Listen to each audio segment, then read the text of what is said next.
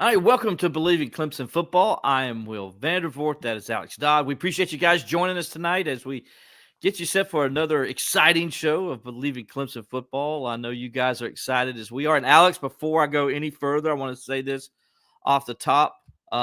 Congratulations to my nephew Alex and his wife Caitlin. They had a little girl this afternoon, around 4:00 this afternoon, and so his first child. And so excited for Alex, and I know it's another Alex. So people are probably getting confused. It's not me. I'm not Will's nephew. Believe it or not, we are not related. I know it's hard to believe, but we're not. This is my sister's boy, and he lives out in Arkansas, and they just had their first child today. So congratulations to Alex and Caitlin. Wish you all the best. Glad mama's doing good, and that's good. Baby's doing well as well. So we're happy about that over here in the Vandervort household. As another Vandervort / Jensen, because his name is Jensen, is into the world. So anyway, congratulations, Alex. Proud of you, buddy, obviously, for everything you're doing. And now glad to see your daddy. Yeah, that's what the world needs, more Vandervorts. Hopefully none of the negative Vandervort characteristics passed on to this nephew, and that he ends up being the best one to come from the family tree. Well, Alex already is the best one. He's definitely the smartest one.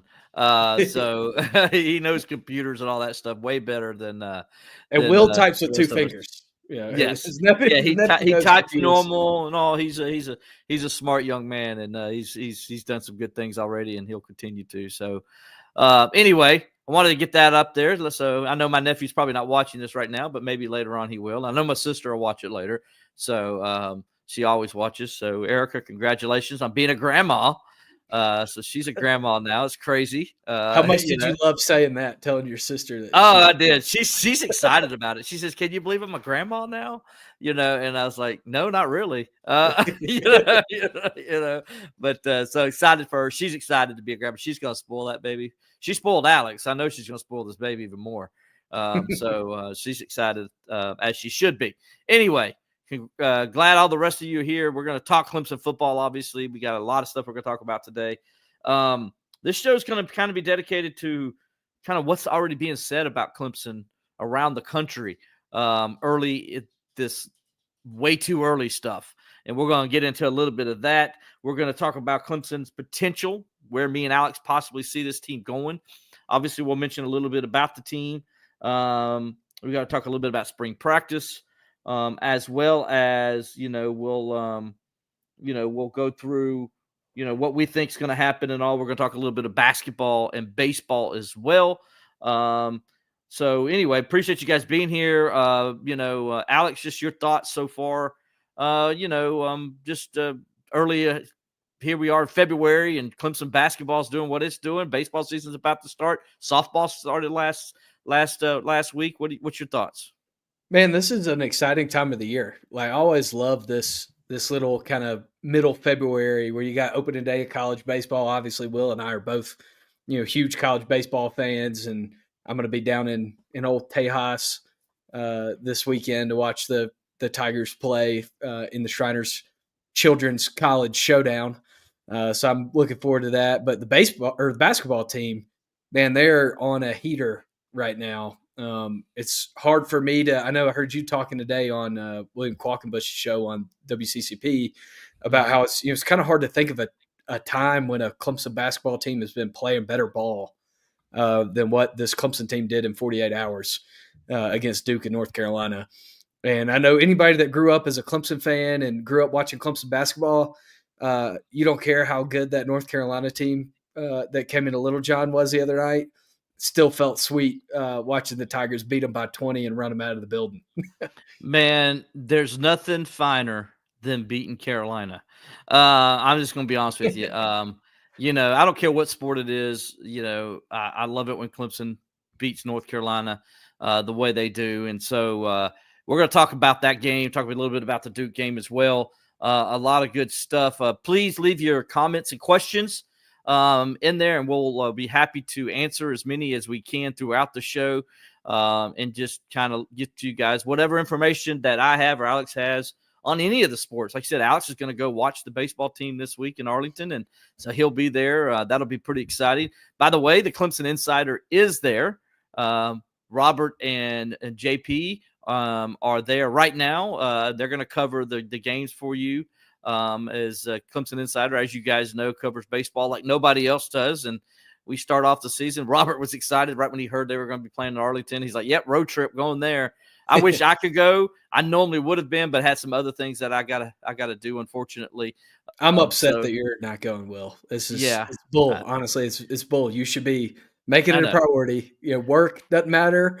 Paying the bills doesn't matter. Those dogs, they'll be fine. Yeah, there's other priorities, that I have to take care of. But it is what it is. I'll definitely be at opening day next week at home, and then of course be with the Tigers for much of the season. For baseball, always excited, like you said, Alex, for baseball season. But I'm also excited for this show. And let's go ahead and talk about our sponsors. And first of all, we'll start off with the Clemson Insider. It is your if Clemson Insider is your place for all Clemson athletics, whether it be recruiting, whether it be, anything, as far as Clemson goes. Obviously, you can read my stuff over there. You can read Jason Priester's recruiting stuff. Jason's got a ton of recruiting news going on right now. Just because it's not football season doesn't mean there isn't football news. There's always football news, whether it be from me or JP. So go over to the Clemson Insider, check it out, and do that. We also got plenty of Clemson basketball as we following the Tigers right now, as Alex says, they're on this heater as they continue to maybe do some unprecedented stuff. We'll get into that here in just a little bit. And then you talk about Clemson baseball and softball have already started. You probably, if you've been to our website, you've seen our coverage already. And so we'll have a ton of stuff from that as well going out through the week. And of course, Clemson football, you can always get it there in Clemson recruiting. So go over to the ClemsonInsider.com. We appreciate Robert always allowing us to use the platform here on YouTube and also on Facebook and everywhere that you guys are watching us. So you can watch our live videos as we are making this podcast each and every week at Bleav in Clemson Football. Also want to go ahead and also go our sponsor with Birdie Burst. Today's show is presented by Birdie Burst Golf. Birdie Burst's mission is to revolutionize golf by cruising through the country club gates with style and bringing the game we love back to the people, particularly the next generation, with the innovative approach to smoothing out the learning curve and their student swings too. Birdie Burst helps teach the game to golfers of all ages and skill levels with tailor-made instruction on an online platform. Birdie Burst golf coach Stephen Bradley is an award-winning communications professional.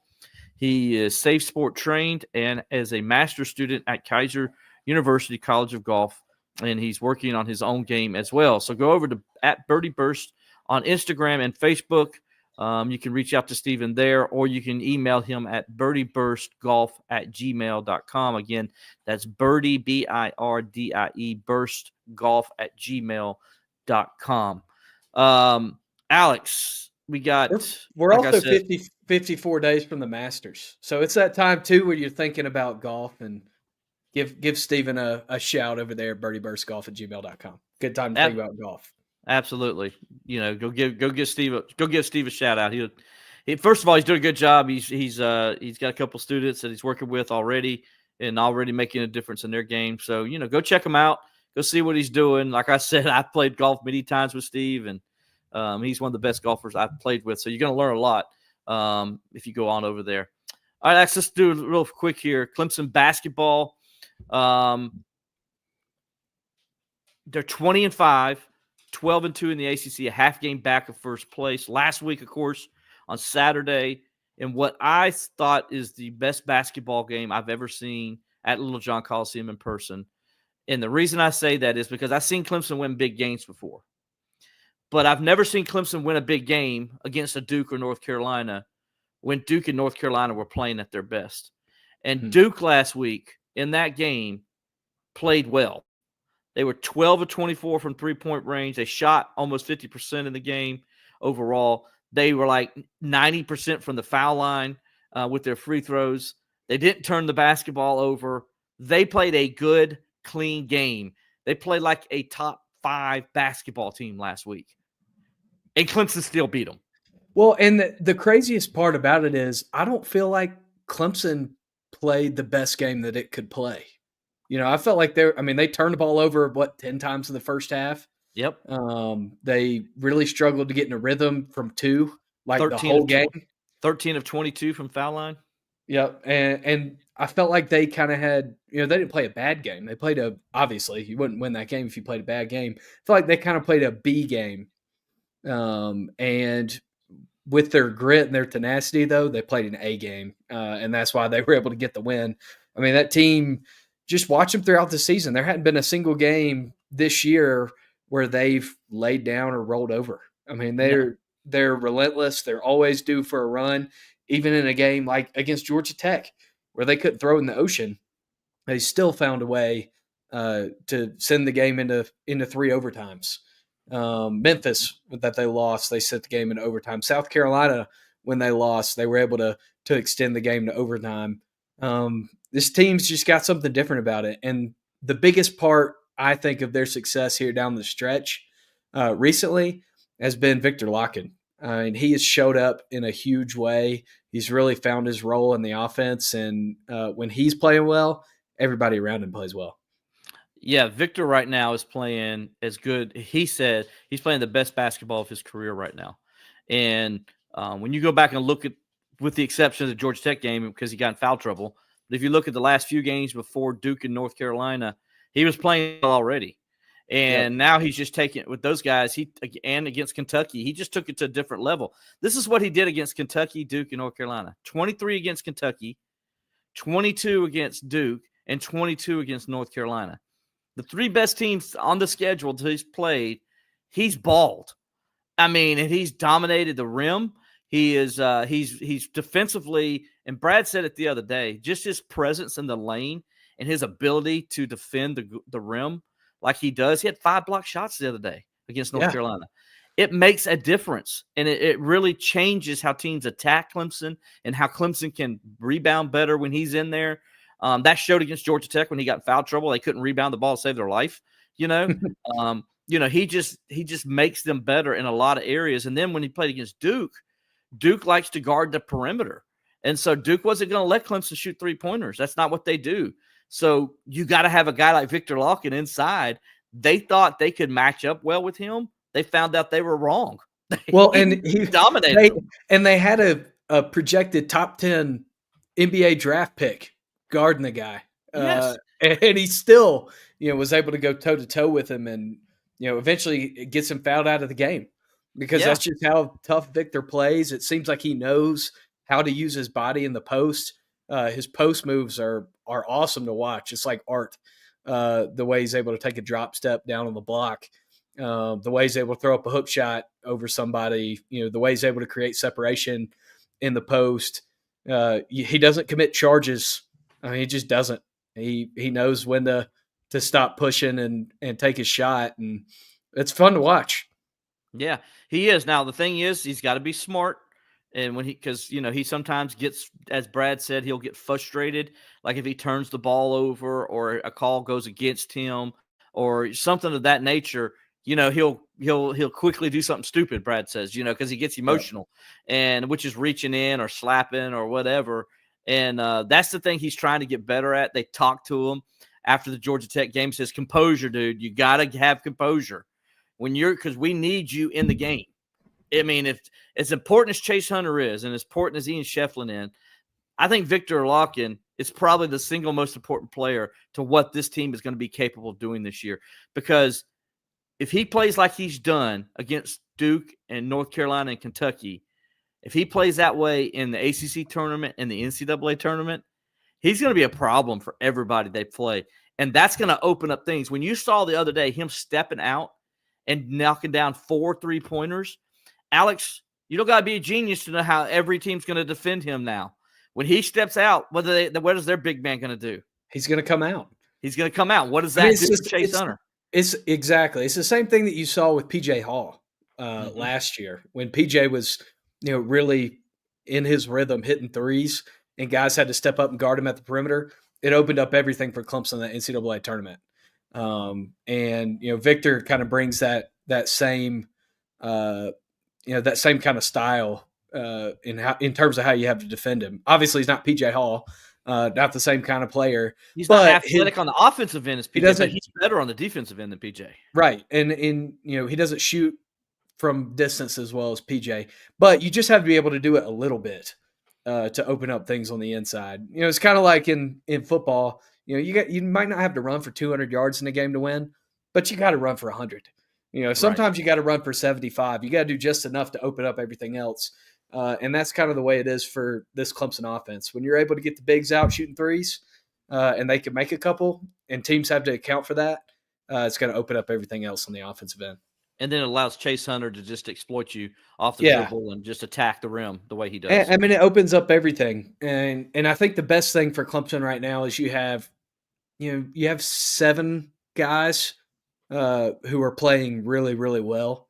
Mhm. And you have a couple other guys who are coming in and giving you good minutes. I mean, Miles Foster gave you some good minutes against North Carolina, and kind of the bright spot for him so far this season. They've got a lot of depth. They've got a lot of talent. They're a hard matchup, and God bless anybody that has to prepare for that in one day at the NCAA tournament if you get to that point.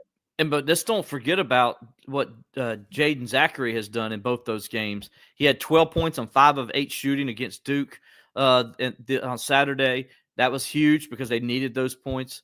And then the other night he goes off for 16 points, 7 rebounds, 7 assists, and 4 steals.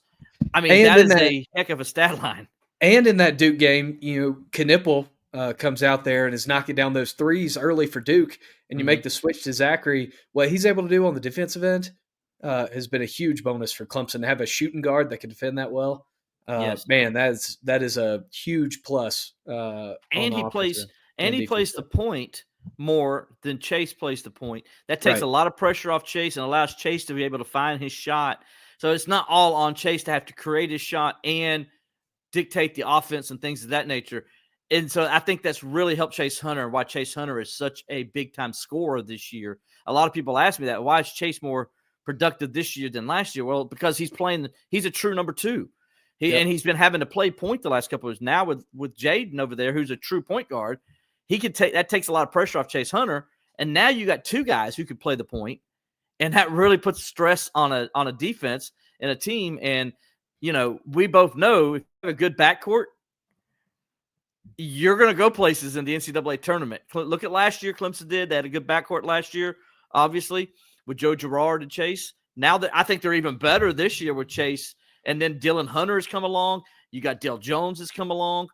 Clemson's backcourt Dell Jones is man. I love watching Dell Jones. Firecracker, man. Man, every time he's on the floor, something good happens. I mean, those are the guys you want as a 6 man. You want somebody that's going to come off the bench, and every time they do, something good happens. And that's what Dell Jones does for this team. So there's he was a lot to love about him. Lost Georgia Tech. Him not playing. Agreed. He had a bum ankle. So it's but anyway. So that's basketball. Before we get to football, we're going to get here in just a minute. So if you got questions, please let us know what you want to ask. I know we got one question in already right now. We'll get to that here in just a second. If you got questions, go ahead and get those lined up for us while we're going to talk a little bit of baseball right now, because the Clemson Tigers open up the 2025 baseball season on Friday in Arlington, playing where the Rangers play at their home ball field there in Arlington, Texas, as part of what's it called? What's the official title of the tournament? Shriners Children's College Showdown. There you go. That's a mouthful right there. It is a mouthful. But Clemson is in it. They're playing Oklahoma State. I know Ole Miss is the last game. And they're playing Arizona on Saturday. Yep. 3 very good teams in the top 25 and a third that is going to be there at some point. That's what I'm saying. 3 very good programs, 2 top 25 teams. You're going to know right away how good this Clemson team is going to be. Alex, they got some disappointing news yesterday as their freshman pitcher, a guy they thought could be their Sunday pitcher, injured himself, took himself out of practice, had to go get his arm looked at. He did make the trip. Yep. He is with the team who made the trip. It is a positive sign that Dane Moeller was able to make the trip. That you saw him in the picture, he's holding the bag with one arm and waving with the other. So that's a good sign. I don't think he's going to pitch though. Yeah, obviously this is a unique tournament where you want your whole team to experience it. So you're going to travel as many guys as you can travel. Right. when you're playing at MLB Stadium and it's an away weekend early in the season. But still a positive sign. He wasn't wearing a sling. He wasn't not pictured. He was pictured waving, holding his bag. And yeah, that's the big question again for this Clemson team. For this, what feels like the 100th year in a row. Pitching. What's your pitching going to look like? But also, that's the nature of college baseball. It's there are only a couple teams that have a good idea of what their full rotation is going to look like going into the season. Clemson has experience in the bullpen. It seems like they might have some depth in the bullpen. The bigger question is who's going to step into those starter roles, and are you going to have to go Johnny Holstaff once a weekend? Because you really don't want to be in that situation, and especially if you get in a super regional, having a Johnny Holstaff day is that's not fun. Now, I will say this so people understand: it's the first weekend of the season. All your starters are going to be on a pitching count. So nobody's going to get past, at the most, they'll pitch as 4 innings. At the most. I doubt you'll see that happen because I remember last year they did like 40. I want to say they were like around 40 or so pitches with their starting pitchers in the first weekend. I think you'll see that again this year because you got to take care of Canuck, first of all. You can't let anything happen to him. You need that guy. That's your Friday night guy. I think he's going to have a great season once again. And so you need to make sure he is healthy and you don't stress himself at all. And then, you want to test some other guys out because this is a good weekend to do it. Because listen, Alex, I know people want Clemson to win, and I get it. But if they don't, it doesn't matter. Don't panic because this is why you play in this tournament. Coach Wilhelm played in tournaments like this all the time to start the season. He would go down to Florida and stuff and play in these kind of tournaments because he wanted to get his guys exposed to good pitching and good hitting early in the season. So when they got into conference play, they were prepared for what they were going to see. And that's what you're going to get this week. That's the kind of approach Eric Backage is doing with this team and why he's in this tournament. It's a smart move by Clemson. Don't panic. It'd be great if they win, but don't worry if they lose either. To me, I'm not even worried about it, not even stressed about it. I want them to win, obviously, because of the players and the coaches, but I'm not going to stress if they're like they come back 1-2 or 0-3. To me, I'm not going to stress about it. What about you? Yeah, I mean, it's what me and you have talked about 100 times. I'm sure we've talked about it on this show at some point last spring. It's, you don't really know anything about a college baseball team until they've played like 30 games. So, this is a time, like you said, guys are on pitch counts. You're trying to see who you can get longevity for, who's throwing strikes, who's reliable. Mm-hmm. You're going to learn stuff about your team this weekend. So that's the fun thing. You're going to get to see, what these transfers look like in the lineup.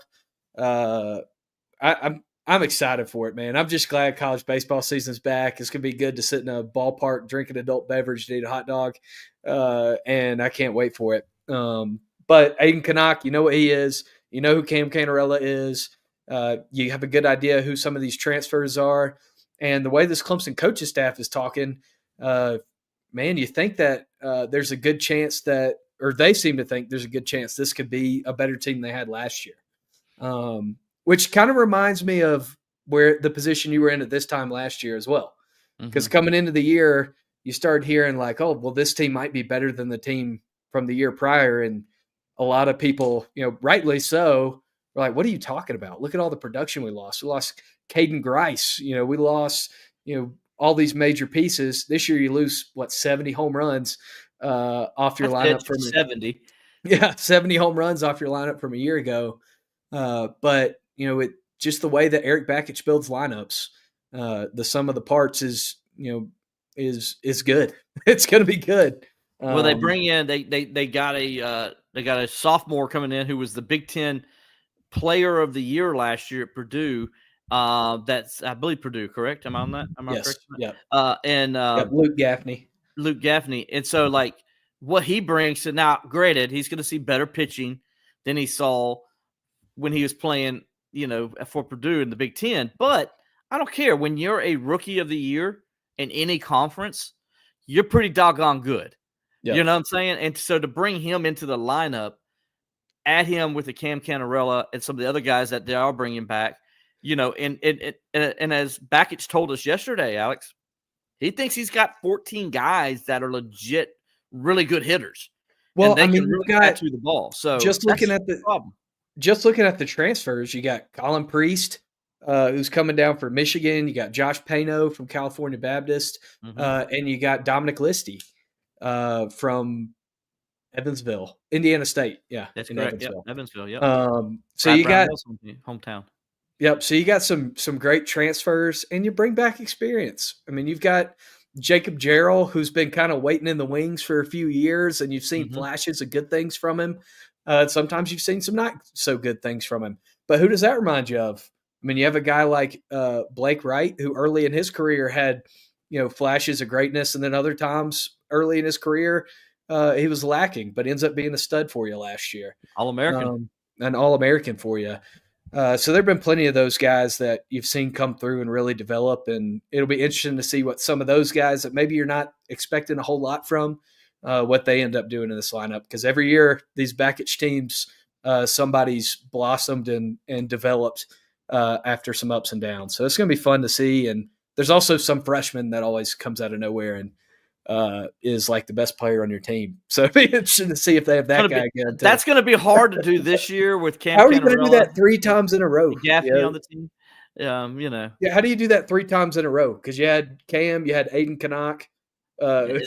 Yeah, and that you got Gaffney on your team also now. So it's going to be hard. But like you said, how do you do that 3 years in a row? I don't know. We'll see. But he's done pretty good. Maybe there's some, bullpen guy that's a freshman that'll come in and just kill it. I don't know. We'll find out. But without a doubt, Clemson is. I think they're going to have another good year. Qualk asked me today on his radio show, how far do I think this team? Do I think it's a realistic goal to say this Omaha should be for this team, considering everything you just talked about, who they lost and all that? I said yes because we know a couple things about Eric Bakich. First of all, he took Michigan within 1 game of winning a national championship. Let me say that again, Michigan. Okay. So that's one. The second thing is, look what he's done at Clemson. First year, ACC championship, host a regional. Second year, host a regional. I think they finished second in the ACC overall in the standings, or won the ACC season. I think they may have been the top seed last year. I can't remember. But anyway, did well, right? And then host a regional, win it. All right, first time since 2010, Clemson advances to the super regional round, and then in that super regional round, in the second game, they play a marathon game with Florida where it was one miracle play after another. It was a great game that could have gone either way, and you're right there with a team who went on to go to the College World Series. You took them step for step and played with them step for step, so your program is at that level, and now it's just a matter of doing it again. And you got the coach to do it. You got the players to do it. Granted, it's still the weakness on this team is his pitching. We still just don't know enough about that yet. But if they can get that Sunday guy and get that consistency there, that's all they need. And then I think this team can make a run in the postseason and get to Omaha. Why not?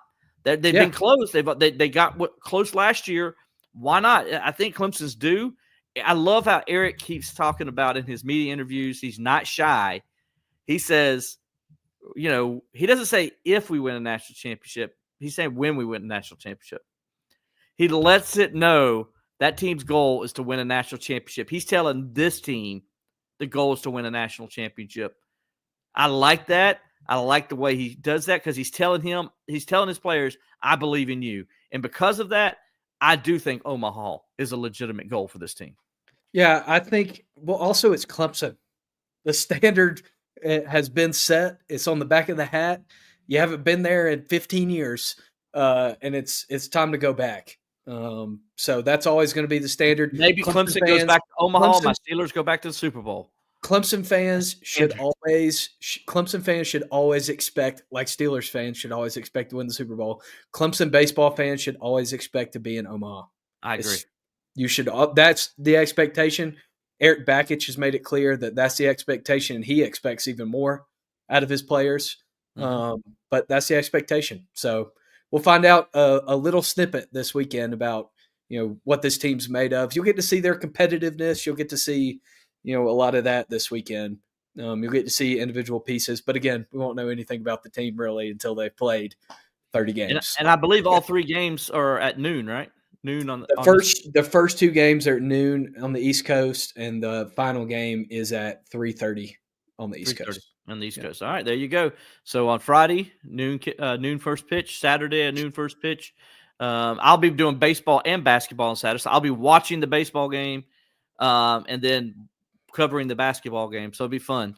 And I'll just be watching baseball and having myself a darn good time. I think you'll probably have an adult beverage in one hand. Yeah, sure. maybe one. I don't know. Maybe one, just one. Anyway, all right. So hey, that's Clemson baseball. Wishing the best as they open up the season this week. First game against Oklahoma State on Friday to start the regular season. By the way, their first home game will be next Wednesday against Presbyterian. Yours truly will be there as the Tigers start. Also, by the way, softball, because their first game was postponed, moved to March 4th against Furman, which is supposed to be Tuesday night. Now they'll have their first home game as they're on the road this weekend as well in another series, another tournament. So they'll have their first home game against Charlotte on Wednesday night as well. That's 6:00 game. Baseball's a 4:00 game. So you can do baseball and then go on over and cheer on the ladies over at the softball at McWhorters. And you get to see your former Clemson softball assistant coach in her first year as a head coach at Charlotte. There you go. That's correct. I didn't think about that. Look at how getting all the storylines together. That's a good reporter right there for you, right there. Just don't get yourself thrown out of the White House. Hey, it's the Gulf of America to me. I mean, that's what Apple said on my phone. If I put it in the map, that's what's going to show up. No politics. If you guys don't know what we're talking about, the Associated Press was thrown out of the White House because they refused to change the wording of Gulf of Mexico to Gulf of America. And so President But that's what it is on the map. So, I mean, it's what it is on the map. But Will probably still calls Russia the Soviet Union. So. Well, here's the thing I want. If Trump – stop. People don't know what you're talking about. Trump said – if Trump can get that fixed, right, then maybe he can get the AP to stop saying we have to spell out North Carolina State. We have to instead of NC State. Can they also do the OK? Like instead of being a capital O period, capital K period, can we just write OKAY like a normal person? Yeah. Well, I do. There's 2 things I do that the AP doesn't like. And the percent. Yeah, just make it the percent sign and not have to spell out percent. Is that what you're saying? Yes. Yeah. Because I hate spelling out percent. But it sucks, But I hate the rule I hate the most, though, is the North Carolina State rule. It's NC State. It's always been NC State. On their letterheads and everything, mastheads and everything they send out, it says NC State. Nothing about North Carolina State. The Associated Press makes you say North Carolina State, spell out North Carolina State on first reference. And that's ridiculous. I never do it, never will. I refuse to do it. I'm with the president on that one. So the president needs to get that switched too. Let's just can we defund the AP style book? Anyway, I thought that was pretty humorous. That was our apolitical political rant. There you go. That's as political as we get. Anyway, so guys, if you got questions, comments, we're going to talk Clemson football now. As you guys know, Clemson is being thought about as one of the top teams next year, coming back for good reason. We're kind of can discuss that. I wrote a column today about that, Alex. Very topic. So that's why it's kind of fresh on my head, and we could kind of talk about it. But if you got questions and comments, please leave some comments in there. We'd be happy to talk about them. Right now, we got Mel Grace, his thoughts on all the new hires Dabo has done in the offseason. Mel's coming to YouTube from us with that. Mel, thanks for the question. So first of all, Tom Allen, let's just start there. I think what an upgrade that is because of his experience factor, former head coach. The guy's been in the business a long time. He's a defensive-minded guy, obviously. What he did at Indiana, when you go and look when he came to Indiana and was first year's defensive coordinator, look how big of a difference that 1 year Indiana was as opposed to the year before that. They were like horrible. I'm talking nightmarish. And then he made them a pretty doggone good Big Ten defense after that. And then he ended up getting the head coaching job that same year and took over as the head coach, and then continued to work with the defense as well. And throughout his tenure, they always had a really good defense at Indiana. Look at what he did at Penn State. This 1 year, made them a top 10 defense, a defense that was super dominant, helped the team get to the college football playoff. I mean, look what he did against SMU. SMU went up and down the field on Clemson in the second half. They couldn't do anything against Penn State. Yep. I think that's a great move and really excited about what Coach Allen's going to do. Yeah, no, absolutely. And he's a culture fit. He's you heard his press conference, and if you closed your eyes and forsook the accent, you might have thought it was Dabo Swinney talking. He's a Clemson culture fit. He mentioned how he's, kind of admired what the Clemson program has done from afar, and he's bought in. And the success speaks for itself. But there are a lot of successful coaches that go places and they're not a fit and it doesn't work. And I don't think that's going to be the case at Clemson. If it doesn't work, it's going to be a different reason. It's not going to be because he's not a culture fit. I think it's a home run. I think his son coaching linebackers with Ben Boulware is going to be a great move for the Clemson defensive staff too. So going to be a lot of fun to look at. I mean, and heck, the other news that just came out on that as well, is Mike Houston. Mike Houston, I'm sorry, not Sam Houston. Joining the defensive coach's staff as well. Former East Carolina head coach, another head coach in the coaches room and coaches meetings. When you look how many head coaches now you got Tom Allen, you got Matt Luke, now you got Houston. I mean, you got 3 head coaches, not including your head ball coach as well. In that room. That says a lot. And you got 2 on the defensive side, and you got 1 on the offensive side that you can lean on with their experiences. And that's what, when these guys come on, and this is what I like about Mike Houston, all the experience he brings. I mean, he's won a national championship as a head coach. As a head coach, exactly. At James Madison. And he's seen different things. He's seen everything. Tom Allen has seen everything, right?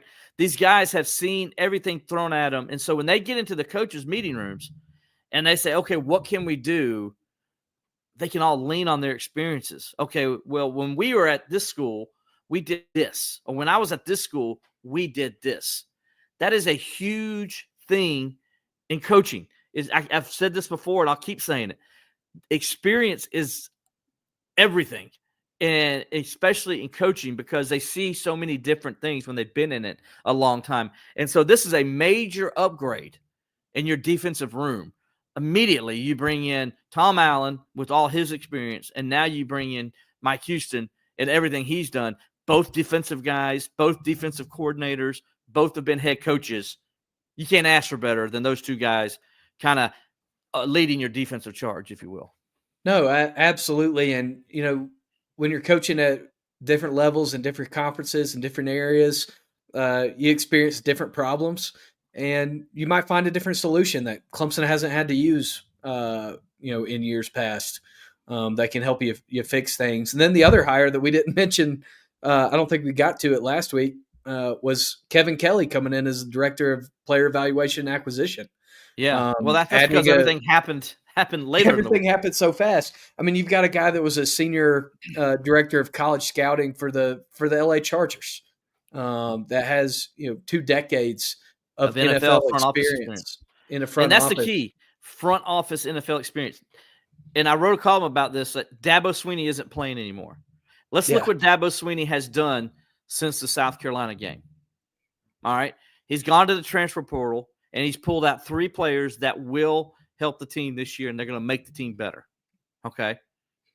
Then he went and got one of the top defensive minds in the country to come be his defensive coordinator. All right. Then he's gone in and brought in a couple of analysts that are going to help at wide receiver, where we talked about that last week. And then you're going to have one that's going to help on the defense side. That's not by accident. He knows what he's doing there. Then he goes and he hires basically a general manager to run his team. Now, they're not calling him as general manager because they already have a general manager in George Soros. But what this is Kelly is going to take some of that responsibilities from Jordan Soros, where Jordan Soros can focus on some other things, and Kelly's gonna worry about player acquisition. Basically, what a general manager does in NFL. Right. He's gonna scout guys, and he's gonna bring them on. And how do you bring them on? What money do we have? How much money do we have? What can we do to get them on? He's gonna be in charge of all that. He's a guy that's been in the front office for, as you said, over 2 decades. In the NFL, brings that ton of experience. A great hire by Dabo. Again, showing Dabo Swinney is not playing anymore. He's like, Dabo Swinney, this is what I tell people. Dabo Swinney wants to win a national championship. He sees that on-3 list that ranks him 6th amongst head coaches. Do you think, yes, Dabo Swinney sees that, and Dabo Swinney's got an ego enough to say, I'm better than 6. What are y'all doing? You know what I'm saying? Like, Dabo Swinney should be no worse than 3. No worse. And he's seeing people ranking him 6 and stuff. All that does is make Dabo madder, makes him hungrier. And I'm telling you, Dabo Swinney wants to win another national championship. He's not satisfied. And the moves he's made since that South Carolina game is proof of that. Yeah, no, absolutely. And, this Rob kind of coming in on this topic as well. Do you think there will be any portal signings in April? I mean, I think obviously it depends on, what talent you have that leaves. Because, there's probably going to be somebody you'd think that leaves when that depth chart comes out. We'll see. I mean, maybe there won't be. Maybe there won't be. If there's safety, defensive back, those are the areas that you could see that potential. Running back. Running back, maybe. Yep. Those are areas that I see. Do I see any potential starters leaving? No. I don't see any of the starters leaving. Wide receiver could be a potential again. You could lose another one. Depends on how the spring goes. I don't think anybody at wide receiver, because I think everybody seems pretty content over there. I think, Antonio Williams is set. I think Tyler Brown's set. Because Tyler Brown knows he's going to be the guy next year. Also he's going to be used this year a lot. He just wasn't healthy last year. That's why he wasn't used. I think maybe from a depth standpoint, you could see, just depending on what your roster numbers look like, you could see, maybe you could see somebody signed in that spring window to help fill a hole. Injuries too. Yeah. Injuries happen. If you hate to say it, or but if an injury happens and they lose a guy they were counting on in the season, coming up season, that could cause them to go into the portal and go get a guy as well. If I had to say a position still of need where they could probably use a little more depth, is still linebacker. They got Alexander. I think it's a great move. I think he's going to play linebacker. But I don't think it would hurt them to get another guy, even though they do get Kobe McLeod back this year. That's going to be a big get back for, because Kobe McLeod last year was ready to play. Yeah, and everybody kept talking about how good he was in the conversation. To play a whole lot, right, going into the year. And so people forgot. I mean, that was a big loss for Clemson defensively early in the season last year when they lost him. So I think the App State game is when they lost him. So then he was done for the year after that. So that's a guy that I think they're really excited about what he can do coming back off that injury. Obviously, his brother Ray played here at Clemson, so he's a Clemson guy, loves Clemson. By the way, loves the Steelers too. So, but anyway, we won't get down that road. Let me see. Mel Graves, what date is the spring game? We don't know yet. Has not officially been announced. So I can't say what that date is just yet. They're going to have designations here probably shortly. So just stay tuned to ClemsonTigers.com, our website, the Clemson Insider as well, for that information. I could tell you spring practice starts February 28th. So that starts in a couple weeks. Dabo will likely announce it that day. He generally tells us we get the whole practice schedule. So I imagine before we start practice, that week of December 28th, you're going to know when the spring game will be. The designations days will come out for Clemson's football schedule. And that's always one that's always asked as well. So right around the corner. You'll know soon, Mel. You'll know soon. Exactly. Right around the corner. Let's see. We got some other questions here. We got Justin from Facebook. I don't see us getting by the first round if Clemson gets into the CFP. Justin, I'm glad you asked about the CFP. And then he follows up with this right here. Going to be a long time until we beat up on big teams again. See, I don't know if I agree with that. Yeah, because, I do think that September is a long way away from right now. Right. personally. Personally, and you got LSU right off the bat, who's a Well, big that's what team. I'm saying. Yeah. September's, I guess in some line of reasoning, it is a long time until September, Right. when LSU I comes guess to I North see what you're saying now. Yeah. Yeah. I get what you're saying. That went over my head. Yeah. So, like, and then also, I know people are down on that, but guys, let's be honest. Clemson wasn't ready to play Georgia last year. They weren't at that level yet. But I'm telling you, if Clemson had any semblance of a defense, they would have beat Texas. There's no doubt in my mind they would have won that game if they had any kind of defense, because their offense, they moved the ball against Texas as good as anybody, including Ohio State. So, like, Clemson's offense is legit. It's going to be electric this year. I think the defense is going to be top 20 again. And if you got a top 20, top 30 defense, and you got an offense that's top 10, which Clemson's offense was last year, by the way. Clemson had a top 10, top 15 offense when it comes to total yards and scoring offense. Yep. And passing offense. They were really good too. Clemson, if you had that kind of offense and you get a top 30 defense, you're going to be in the college football playoff mix, and you're going to win a college football playoff game. I'm telling you that right now. Okay? That's how close this team is to being really doggone good. And Dabo knows that too. Yeah, and I think you can clearly see. I still think, even with the loss to South Carolina, you can still see clearly the growth arc of this team from 2023 to 2024 to where you'd expect it to be at the end of spring practice going into the fall. I mean, yeah, you had some dips in there, but if you look at the curve, it's going up. Dabo wasn't wrong when he said buy stock in Clemson. It just maybe you had to wait another year to see your full returns. But going into this fall, man, I think that we were going to talk about ceiling and floor. I think they got a pretty doggone high ceiling. I mean, look at other teams around the country and what they're bringing back and what they expect to be. And there's no reason that Clemson shouldn't be in that same conversation as the people you think would be the big dogs. And look, I know we're believing Clemson football, so obviously you guys are going to think, Clemson propaganda stuff, and I get that. But it's not just us that's saying this. If you look around the country, Clemson's top 10 in everything. You know what I'm saying? Like, they're top. Everybody has them in the top 10. Everybody has them as the favorite to win the ACC.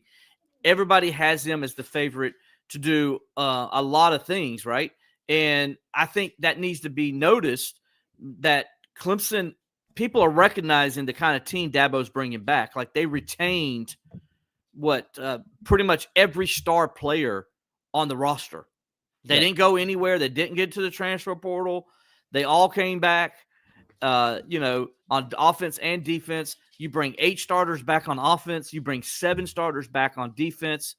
And I know, then you bring in a guy like Will Helt from Purdue. You added him into the mix.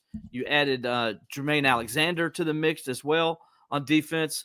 You are loaded in a lot of good positions. Now, depth is still a concern with me when it comes to linebacker, as I said earlier. I know Corey Bryant just talked about up here, hey, the running back is a concern for him. Absolutely, because we don't know who's going to be the running back. I love the freshman, though. Hear a lot of good things about this guy. I haven't heard this much about a true freshman running back before they even got into practice since, I don't know, a guy named Travis Etienne. Start with a T. Yeah. So I'm not saying he's going to be Travis Etienne, but if he can be half as good as Travis Etienne, then that's all Clemson needs at running back, and they'll be fine. And then I think you still got good pieces behind him, right? I still think, Adams is a guy.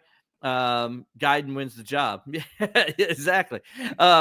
So, I think there's talent there, I think, at running back, right? It's just a matter of we got to see it. We haven't seen it. We don't know what to count on anybody. Got one guy that's going to come off injury after just tearing it in the ACC, tearing his ACL in the ACC championship game. How fast does he come back, right? I mean, that's another thing. He won't be available for the spring. And then, a safety, I don't understand why I know you lose Mickens, and that's understandable. But I like Griffin at safety. Yep. I think you got you're gonna put help me out. My brain's not working, Alex. It'll come to you. Just keep rolling with your Number thought. 7. Barnes. Barnes. You bring Yeah. Khalil Barnes back. And I think Khalil got better as the season went along last year. He started off rough. I think part of the problems though for Khalil was the fact that the defensive front wasn't very good. Well, And I think that was the problems. Part of it too could be, kind of sophomore slump. You had a great Yeah. freshman season. You finished on that huge high note, and it's hard to for some guys to kind of live up to some of those expectations. Mm-hmm. But again, like you say, the front seven created a lot of problems for Clemson, particularly linebackers last year, and really kind of exposed some things on the back end. JP gets in Ricardo Jones. To keep in. I'm not as concerned about the secondary as a lot of people seem to be. I'm like you. I think linebacker concerns me. I mean, you get Will Helt on the front, so I feel a lot better about the defensive front than I did before you went out and made that signee out of the transfer portal. But I feel good about the secondary.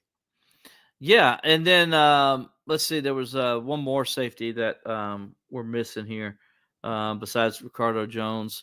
Man, hold on a second. My brain just doesn't work as well as it used to, guys. I apologize. So I'm looking up the roster here. That's always the way to go if you can't find it. Shelton Lewis. Gosh, I can't believe that. Shelton Lewis is a guy who can play the nickel position and corner. And that allows them to do a little bit more with what they want to do with Khalil Barnes, right, Alex? So, if you remember, he got hurt for a little bit last year, so they missed him. So Khalil had to play more of the nickel, probably more than they wanted him to. I think Khalil Barnes, he just had a bad sophomore year at the start of the year. I think he'll be back and be fine. Ricardo Jones is going to be a beast. I really believe that. I'm with JP on that. They need easy to take the next step, as JP says as well. So I think this team, running back, of course, I think this team has got the pieces in those positions that running back, I want to see it. I think there's talent there, as JP mentions with EZ. And then at safety, I don't understand the concern because they seem pretty good to me. Yeah. And when I've watched them play, they seem pretty good. I know some guys were out of position, but a lot of that was because of what was going on up front. Yeah. They just weren't getting it done up front. And so it made the safeties in the secondary look bad. I think the talent's there in the secondary. Yeah, I think you've seen it from those guys in the secondary. You've seen it from those guys at safety. Running back, it's I want you to prove it. I can hear talk about you, and I can hear about how great you're going to be as a young guy. We heard that about some young guys coming into this past season, that they were going to be really good second options, guys that were going to split carries, and we just didn't see that all season. We didn't last year. So I think I'm more at a prove it on the running back position. But in terms of safety, I'm really not that concerned about that position. Yeah. All right. So just wanted Clemson is a top 10 team. Let me ask you this. Do you agree with the talking heads out there that Clemson is a top 10 preseason team, that they deserve to be in the top 10 to start the season? Yeah. I mean, I don't see why not. I mean, you won the ACC last year. You were very competitive against Texas in that game in the college football playoff. You made winning moves in the offseason. And I think all of those things, you brought back all of your star talent, almost all of your star talent. So I think that alone puts you in top 10 conversation. I think Clemson's probably like the 7th best team in the country going into the season. I know some people on a few lists I've seen have had them higher than that, maybe in the top 5, maybe like at number 5. I think I would probably put them at like number 7 because I want you to prove it. Also, preseason rankings being beans. But yeah, I think they're definitely deserving of a top 10 ranking going into the year.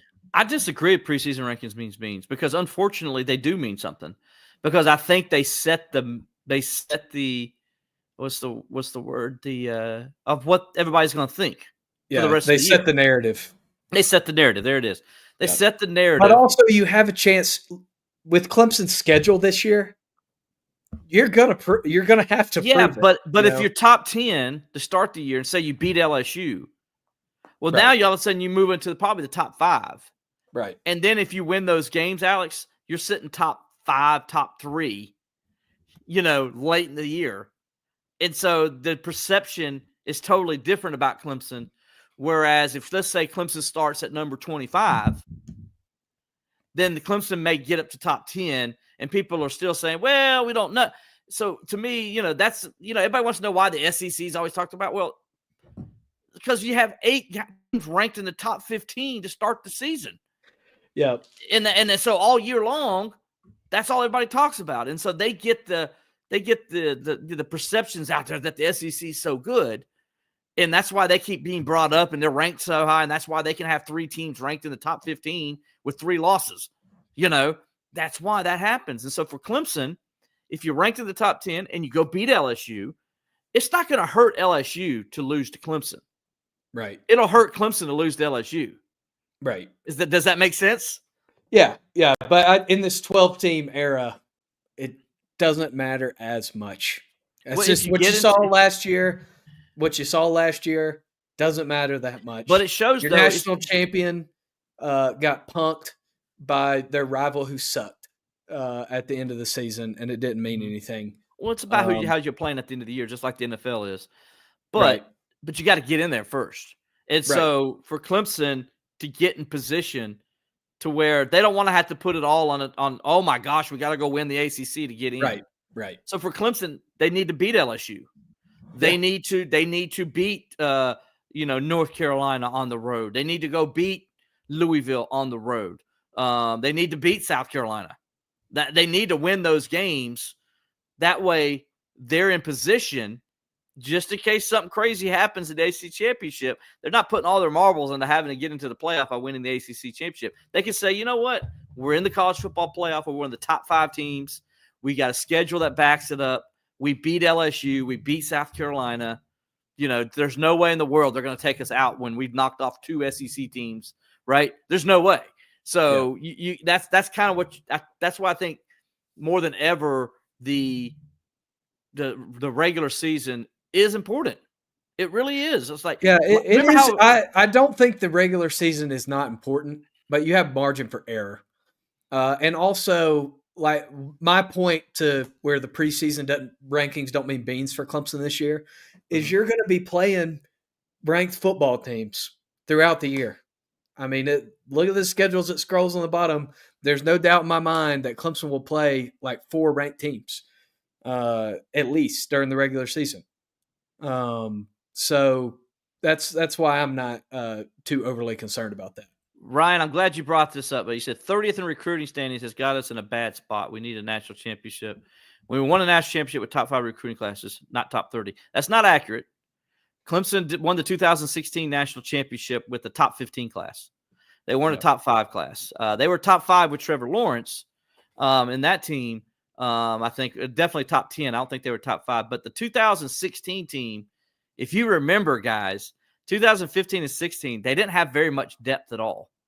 Right. And they remember how tired Polware those guys were at the end of games because they had nobody behind them. And that was for 15 and 16. They went that way. And so they won the national championship that first year because of Deshaun Watson. I'm just going to call it like it is. They had Deshaun Watson, who was just unbelievable. And then you had guys like Mike Williams and those guys.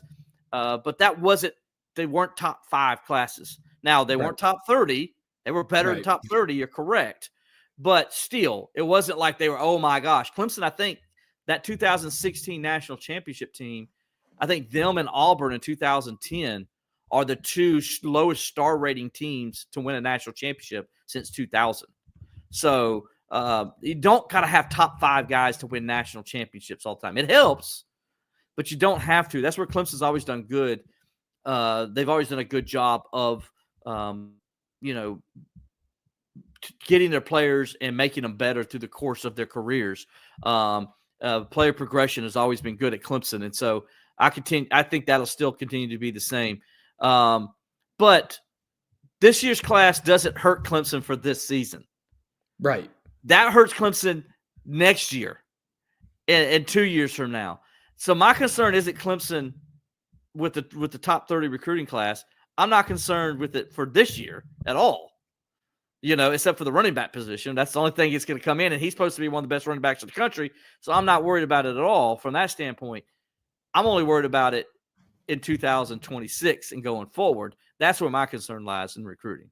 Right. And then, the Clemson JP. Insiders recruiting guru, Jason Priester, JP, chiming in. Clemson's 2025 recruiting class is ranked so low because it's based on numbers. They don't have as many bodies. It's still top 15 in averaging per recruit, meaning there's plenty of quality. And that's always what Dabo's done. Thanks, JP. He's not going out and signing, 33 stars or whatever to boost his recruiting ranking like you would in college football 25 on your PlayStation. Dabo's about quality, and he retains his players, so he doesn't need to sign these huge classes that other places that have a mass exodus every year do, like Exactly. Florida State.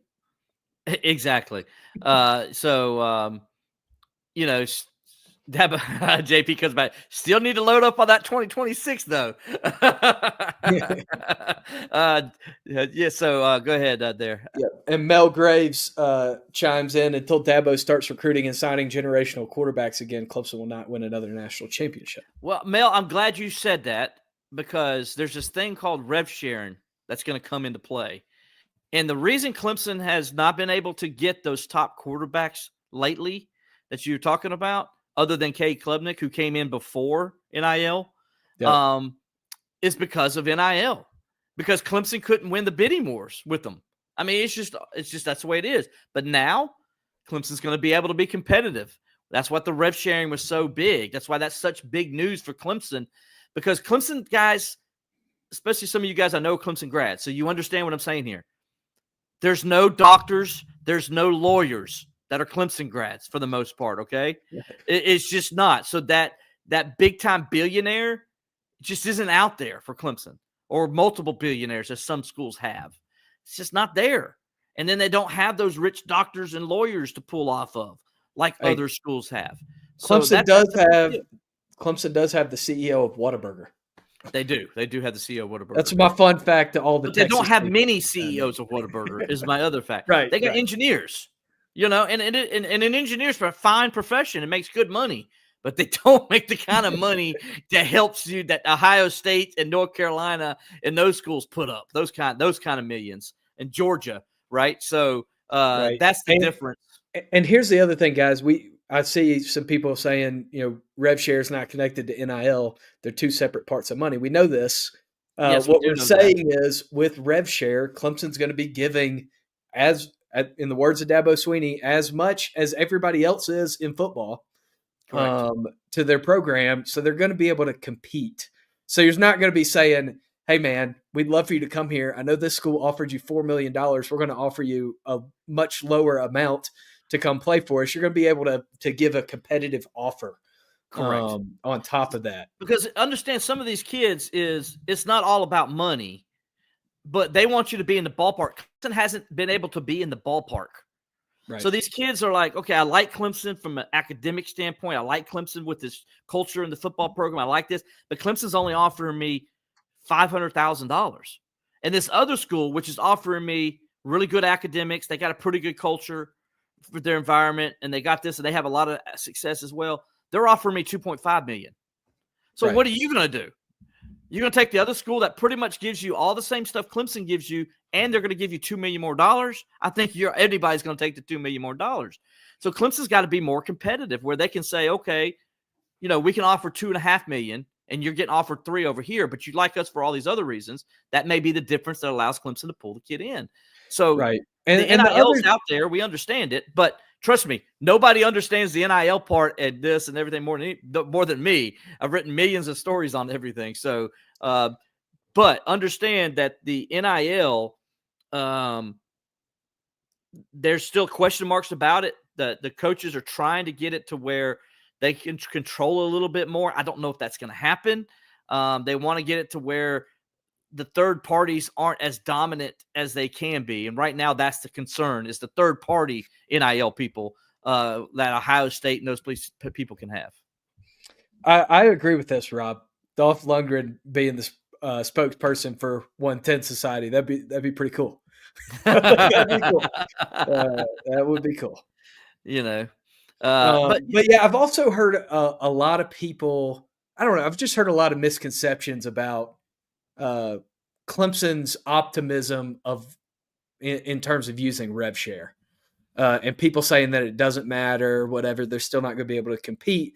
Clemson still might not be able to, and probably won't be able to match some of these, like crazy Ole Miss offers, and Michigan offers and things like that. They don't need to. But they don't need to. Also, you see this happen in professional sports all the time, which, like it or not, college sports is professionalized now. You see guys take pay cuts to go to winners and to go to better cultures and to go to a place they want to go to all the time. You see it in the NBA, you see it in the NFL, you see it in the MLB. Look at what the Dodgers have done. I know they give out a lot of money, but there are a lot of guys on their roster too that take pay cuts to be there. Right. And it's the same thing in college sports. There are going to be guys who take a little bit less to go to Clemson. There are guys on Clemson's roster now that are doing it. Right. A lot of guys on Clemson's roster that are doing it. And understand that would make a lot more money other places. And understand this, Clemson is going to designate a lot of its rev share to football. If you've seen our reports on the Clemson Insider, you know this already. So of the $20.5 million, a lot of that percentage is going to go to football. It's already pretty much designated. Like I said, you can go read our story at Clemson Insider. It tells you that. We've been reporting that for several months now. So it's not going to be like some schools, a la South Carolina. That's going to have to they're going to have to put their money in some other sports that Clemson's not going to have to, because their school's going to want them to put that money there. Clemson's not going to have to do that. Clemson's going to give it to football. Most of it's going to be football. And then most of it's going to be most of the rest is going to go to men's basketball. Yep. And there's reasons for that, guys, because you know why? Those two sports bring in the most money. Yep. And that's the whole point behind this, is to give money to the schools or to the sports that bring in the money. You're giving money to the athletes that help bring in the money. Well, at Clemson, it's football and men's basketball. Yep. And that's what they're going to do. And so now I'm not saying that it's all going to be football and men's basketball. There may be a little bit of money go to baseball, some here and there. I don't know definitely all that, but I can tell you this. Clemson football is going to get a big majority of the money, and then basketball is going to get most of the rest. All right, so that's what's happening at Clemson. That's why Clemson's going to be competitive. That's why Dabo Swinney says we got the money.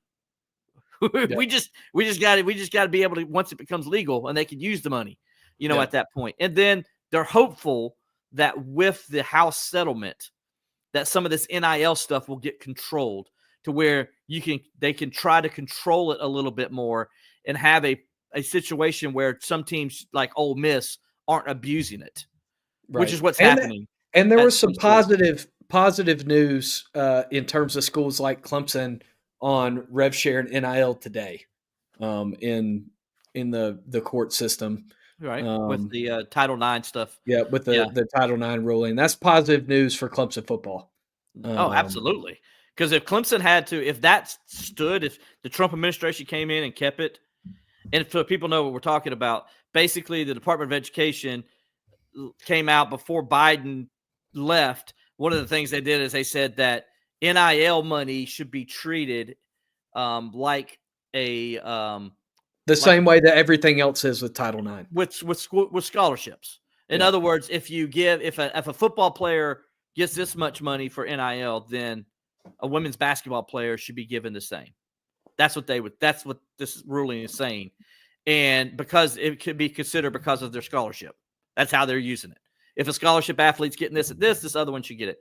Well, the argument with that is like that's not fair, because football is the reason why these other sports exist, and football is what brought in the money, and men's basketball is what brought in the money. Even women's basketball now is bringing in a little bit of money. Those are the sports that should be getting the money, not sports that don't, non-revenue sports that don't bring in any money. And I think that was part of the argument. But the Trump administration came in today and they nixed that memo and said, nope, that Title IX has nothing to do with this. This is not part of the Title IX. This is what not Title IX means.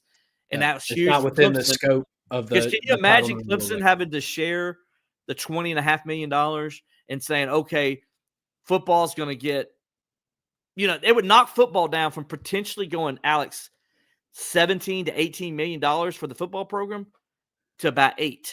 Yeah. That's what it would knock it down. And that $10 million is a lot of money when it comes to trying to get player retention, bringing in players for the transfer portal. That $10 million is a big hit. So, yeah, the Trump administration just saved Clemson football for at least the next 4 years. So we'll see what happens in another 4. And hopefully we'll still be doing the show in 4 years to break it down for you. We hope so. Man, fun show. Guys, we appreciate all the comments and stuff. It's getting kind of late. We kind of run over just a little bit here. But we wanted to give you guys a lot of time to ask some questions and stuff. We appreciate you joining us this week. Like I said, spring practice starts February 28th. Next week, we'll kind of break down the depth chart a little bit. Kind of get you to see what matchups you need to watch in the spring, what freshmen need to pay attention to in the spring. As you got several guys that are already on campus. So with that said, that's Alex Dodd. I'm Will Vandervort. We'll talk to you next time on Bleav in Clemson Football.